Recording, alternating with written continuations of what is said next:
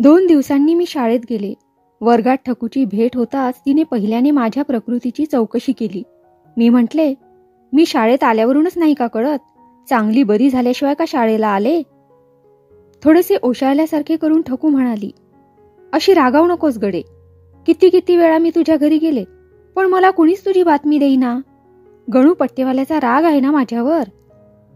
त्या दिवशी तुला आमच्या घाण्यावर घेऊन गेले होते ना, त्या रागानं धुसफुसत होता तो. दुसऱ्या कुणाला विचारून पाहिलं तर त्यांनीही धुडकावून काढलं.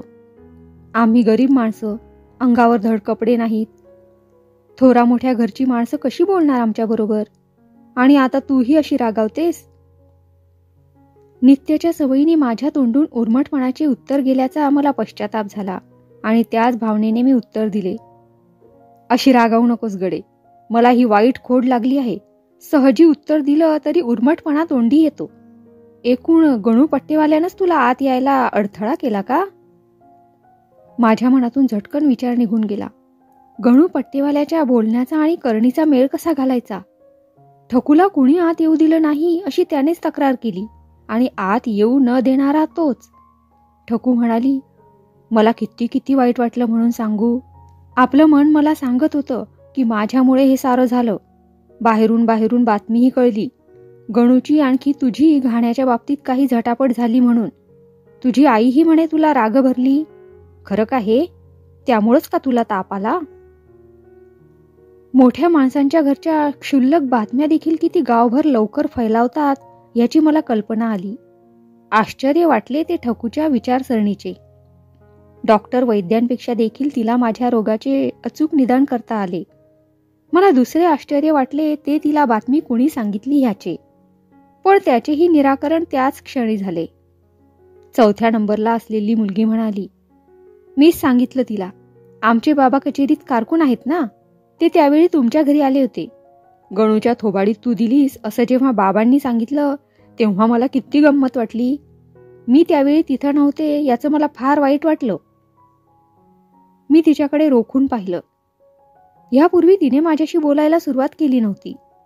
मी कपाळाला लहानशी आठी घालून तिला विचारले, तुझे बाबा आमच्या कचेरीत कारकून असतात तर? हो, ती म्हणाली. तरी पण कचेरीतच कारकून असतात असं काही म्हणता यायचं नाही. ते आहेत भाग कारकून. महिन्यातून 15-20 दिवस त्यांना खेड्यातून फिरावं लागतं. त्याच दिवशी ते गावाहून आले होते. त्यांनी मला सांगितलं. आणि तू जाऊन गावभर डांगोरा पिटलास. मी कुर्र्याने बोलले, असंच ना? ठकू दुसऱ्या बाजूने उद्गारली, आला बरं तुझा उर्मटपणा. मी कळवळ्याने विचारित होते, तुझ्या घरच्या माणसांनी दाद दिली नाही.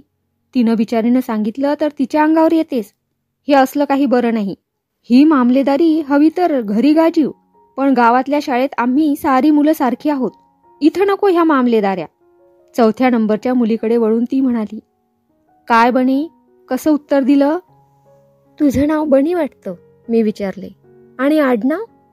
आडनाव गोडबोले, बनी म्हणाली. आता तुला कदाचित आठवण होईल, रावसाहेबांनी केव्हा तरी बाबाचं नाव घेतलं असेल, पण मला नाही आठवत. यापूर्वी मी कधीही या गोष्टीकडे लक्षच दिलं नव्हतं. आपली आपल्याच तोऱ्यात चूर असे. तुम्ही मला कदाचित नावही ठेवत असाल, पण माझ्या ते ध्यानात येत नव्हतं. ठकूच्या घाण्यावर गेले तेव्हापासून बरेच धडे मिळाले. आम्ही पुस्त्या काढीत होतो आणि लिहित असताना मधून बोलत होतो. आमची पुस्ती काढण्याची वेळ म्हणजे मास्तरांची विश्रांतीची वेळ असे. याच वेळी बरेचसे मास्तर बाहेर जाऊन विड्या ओढीत असत. आम्ही बोलत असताना आमचे मास्तर आत आले. बोलण्याच्या भरात ते आमच्या ध्यानी आले नाही. ते आले त्यावेळी मी बोलत होते, पण मला रागे भरण्याची त्यांची प्राज्ञा नव्हती. ठकूला उद्देशून ते म्हणाले, काय ग ठके, काय बडबडते आहेस? बडबडल्याशिवाय तुला पुस्त्या काढता येत नाहीत? असल्या वाचाळ 25नं उद्या नंबर घालवून बसशील. आपण बडबडायचं ते बडबडायचं आणि दुसऱ्याला अडथळा. ताईसाहेबांना त्रास होईल ना. माझ्याने राहावेना. बोलत होते मी बरं मास्तर, मी चटकन म्हटले. बोलत होते मी, आणि माझा राग तिच्यावर का बरं काढता? आणि आता ही ताईसाहेबी पुरे झाली. मला शाळेत आपली गोदूस म्हणत जा. घरी म्हणा हवे तर ताईसाहेब म्हणून, आईबाबांची भीती वाटत असेल तर. पण मला इथं ताईसाहेब म्हटलेलं नाही आवडायचं. हिला कुठं बनी साहेब आणि ठकू साहेब नाही म्हणत ते? बनी आणि ठकू खुदखुदून हसल्या. मास्तर थोडेसे रागावलेच, पण बरं बरं म्हणत खुर्चीवर जाऊन बसले. माझ्या या उर्मटपणाबद्दल ठकू काहीच बोलली नाही. मात्र त्यानंतर आमचे बोलणे तेवढेच राहिले. गणिताच्या तासावेळी ठकूने मला म्हटले, तितकंसं बरं वाटत असेल तर आज ये ना घाण्यावर. मी थोडा वेळ विचार केला. काय उत्तर द्यावे या विचारात मी होते तोच ठकू म्हणाली, प्रकृती बरी नसेल तर आजच येऊ नकोस, पुन्हा केव्हा तरी जाऊ तुला बरं वाटल्यावर. मी उत्तर दिले, तसं नव्हे, आज यायला काही हरकत नव्हती, पण आज मी गणू पट्टेवाल्याच्या घरी जाणार आहे. अगं बाई, गणू पट्टेवाल्याच्या घरी? ठकू म्हणाली. मी जरा खोचूनच बोलले, का बरं, तुझ्या घाण्यावर नाही का आले मी? ठकू ओशाळून म्हणाली, तसं नव्हे ग, गणू पट्टेवाल्याचं आणि तुझं झगडं झालं तरीही तू त्याच्या घरी जाणार? मी थोड्या अभिमानाने उत्तर दिले, म्हणूनच त्याच्या घरी जाणार आहे. त्या बिचाऱ्याचा काहीच अपराध नव्हता. मी तुझ्या घाण्यावर गेले आणि तो बरोबर होता हे जर बाबांना कळलं असतं तर त्याची नोकरी गेली असती. त्यानं केलं ते अगदी योग्यच केलं. मी तुझ्या घाण्यावर गेल्याचं पुष्कळांनी जाता येताना पाहिलं असेल. कुणीतरी बाबांकडे चुगली केली असती आणि तो राग बाबांनी गणूवर काढला असता. मी तुझ्या घाण्यावर गेल्याचं मनापासून गणूला आवडलंच, पण बाबांच्या रागाच्या भीतीनं तो तसा बोलत होता. त्यानंच सांगितलं हे मला. असे म्हणून मी त्या दिवशी गणूचा आणि माझा झालेला संवाद तिला सांगितला. मोठं आश्चर्य आहे, ठकू म्हणाली. मला वाटतं त्याचमुळं त्यानं मला तुझ्या घरी गेले असता अडवलं असेल. एकदा तो आज जाऊन आला खरा, त्यावेळी कदाचित बाईसाहेबांना तुझ्या आईला विचारूनही आला असेल. आता मला चांगलं आठवतं, त्यावेळी काही माझ्या ध्यानात आलं नाही. त्यावेळी अपमान झाला याच रागात होते मी. सर्व कोडी उलगडली. यानंतर या विषयावर आमचे फारसे बोलणे झाले नाही. वर्ग चालत असता मी मधून तेल्याच्या ठकूबरोबर आणि गोडबोलेच्या बणीबरोबर उगीच काहीतरी कारण काढून बोलत होते. मास्तरांच्या ते ध्यानी आले. 2-3 वेळा त्यांनी माझ्याकडे डोळे वटारून पाहिलेही, पण मी मनाचा निश्चय केला की मास्तरांना काहीही करून आज खिजवायचेच. व्हायचा तो परिणाम झाला आणि मास्तर शेवटी गंभीरपणे म्हणाले, गोदूताई, हे बरं नव्हे. ताईसाहेब म्हणायचे नाही आणि गोदूही म्हणायचे नाही असे ठरवून मामलेदारीचा मान राखण्यासाठी मास्तरांनी हुडकून काढलेले हे संबोधन ऐकून मला कौतुक वाटले. गोदूताई, मी पुन्हा सांगतो, हे बरं नव्हे, मास्तर म्हणाले. मी कानाडोळा करतो याचा फायदा घेणं तुम्हाला शोभत नाही. ठकू एक तेल्याची मुलगी आहे आणि बणी रावसाहेबांच्या हाताखालच्या एका 25 रुपये पगारवाल्या कारकुनाची मुलगी आहे.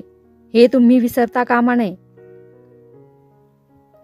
मी बसल्या जागेवरून उभी राहून म्हटले, तेल्याची मुलगी असली म्हणजे काय नकटी असते की 25 रुपयेवाल्या कारकुनाची मुलगी आंधळी असते? कुणाला ठाऊक, कदाचित आमच्या बाबांचे वडील 25 रुपयेवाले कारकून नव्हते असतील कशावरून? वर्गातील सारी मुले खो खो हसू लागली. हातातील छडी कडाकड टेबलावर वाजवून मास्तर ओरडले, चूप, गडबड बंद. माझ्याकडे वळून ते म्हणाले, गोदू गोखले, 5 नंबर, खाली जा. मी विचारले, एवढ्या वेळापुरतं की रोज? वर्गात पुन्हा एकदा हशा पिकला. पुन्हा टेबलावर छडी वाजवीत मास्तर म्हणाले, फाजीलपणा करू नकोस, 5 नंबर खाली जा. याच वेळी की रोज ते कळेल उद्या. इथं मी मास्तर आहे, तू मास्तर नाहीस, हे ध्यानात ठेव. वर्गाच्या डाव्या कोपऱ्यातली एक लहानशी मुलगी मोठ्याने पुटपुटली, ताईसाहेब म्हणा ताईसाहेब, रोज अहोजाहो म्हणता, आजच अगतुग का मास्तर? डाव्या कोपऱ्याकडे झटकन नजर वळवून मास्तर ओरडले, यमिटले, गप्प बैस, जीभ फार लांब झाली वाटतं. खुर्ची मिळेल भिंतीला. मुलगी म्हणणार नाही, घोडीवर उलटी टांगीन. मी मुलांच्या शाळेचा मास्तर होतोय माहीत आहे ना? पुस्ती काढायच्या वेळेस मानेवर दाट ठेवीन. फार फाजील झाल्या आहेत पोरी. रागारागाने मास्तर वर्गाबाहेर निघून गेले. ते बाहेर गेलेले दिसता साऱ्या मुली येऊन माझ्या सभोवार गोळा झाल्या आणि तोंड भरून मला शाबासकी देऊ लागल्या. शेवटी यमू म्हणाली, कसं उत्तर दिलं मास्तरांना? पळवून लावलं की नाही वर्गातून? म्हणे मुलांच्या शाळेचे मास्तर होतो. काय मुलगे म्हणजे वाघ आहेत आणि मुली म्हणजे काय गरीब गाया आहेत? कशी उडाली मास्तरांची? गंभीरपणाने ठकू म्हणाली, असं म्हणू नये यमे, किती झालं तरी ते मास्तर आहेत आपले. गुरुजी आहेत, वडील माणूस आहेत. वडील माणसांना उलटून उत्तर देऊ नको. मोठी आली आहे आजीबाई सांगायला, यमू म्हणाली. मी दिली ती उलटून उत्तरं आणि गोधून दिलं ती फुलं वाटतं जास्वंदीची. मामलेदाराची मुलगी म्हणून तिचा कड घेते आहेस? मला माहीत आहे तुझ्या घाण्यावर ती गेली होती. आमच्या दुकानी देखील घेऊन जाईन एक दिवस. आमच्या बाबाचं किराणा मालाचं दुकान आहे. आमच्या दुकानी बदाम आहेत, पिस्ते आहेत, भुईमुंगाच्या शेंगा आहेत, घाटावरचा गूळ आहे. तुझ्या घाण्यावर काय, नुसती खोबऱ्याची पेंड. ठकूला काही उत्तर सुचेना. ठकूची बाजू सावरण्यासाठी मी पुढे सरसावले आणि म्हणाले, तुझ्या बदाम पिस्त्यापेक्षा खोबऱ्याची पेंडच चांगली. ती काही तुझ्या दुकानी मिळायची नाही. सर्व मुलींनी टाळ्या पिटल्या. ठकूच्या अंगावर मुठभर मांस चढले. यमू अगदी ओशाळून गेली, पण आपली फजिती झाली नाही असे ठरवण्याच्या उद्देशाने म्हणाली, आमच्या दुकानी खोबऱ्याची पेंडही नाही आणि सुके बोंबीलही नाहीत. पुन्हा सर्व मुलीत हशा पिकला. सुके बोंबील म्हणजे काय हे मला माहीत नव्हते. इतर मुलींना हसू येण्याजोगा तो शब्द होता एवढेच मला कळले. विचारावे तर आपले अज्ञान उघडे पडेल या अभिमानाने मी त्यावेळी कुणालाच त्या शब्दाचा अर्थ विचारला नाही. पण कुणाला तरी, वर्गाबाहेरील इतर कुणाला तरी विचारायचे एवढी खूणगाठ मी मनाशी बांधून ठेवली. इतक्यात मास्तर वर्गात आले आणि साऱ्या मुली आपापल्या जागी जाऊन बसल्या. अर्थात तो विषयही तेवढाच राहिला. शाळा सुटली. सर्व मुली घरोघर निघाल्या. मधल्या चवाठ्यावर येईपर्यंत ठकू आणि बनी माझ्याबरोबरच होत्या. माझं पाटी दप्तर घेऊन नित्याप्रमाणे गणू माझ्या मागून येत होता. मी सहज ठकूला विचारले, ह्या यमीचे आडनाव काय? तिने उत्तर दिले, तिचं नाव यमू सारदळ. तिच्या बापाचं दुकान आहे. आमच्या घाण्यावर तो वारंवार येतो. आमच्याच घाण्यावरचं गोडं तेल त्याच्या दुकानी विक्रीला असतं. बोलत असताना रस्ते फुटण्याच्या जागी आम्ही आलो. दोघीही माझा निरोप घेऊन आपल्या रस्त्याकडे वळल्या. गणू मागे घुटमळत होता हे माझ्या ध्यानी आले. मी म्हटले, गणोबा, कोणत्या वाटेने तुमच्या घराकडे जायचं? आनंदाच्या उकळ्यावर उकळ्या येत गणूने विचारले, खरंच खरंच का तुम्ही माझ्या घरी येणार? काहीच न बोलता आमच्या घराची वाट सोडून दुसऱ्या कुठल्या तरी रस्त्याला मी वळले. असे पाहून गणू म्हणाला, तो नव्हे माझ्या घरी जायचा रस्ता, तो नव्हे. असं या रस्त्यानं या ताईसाहेब. मी गणूच्या दाराशी येऊन पोहोचले. एक बाई घाबऱ्या घुबऱ्या घराबाहेर आली आणि मला पाहताच आ वासून उभी राहिली. तिला उद्देशून गणू म्हणाला, पाहिलंस, तुला खोटं वाटलं होतं, पण आता या पहा, प्रत्यक्ष ताईसाहेब आपल्या घरी आल्या.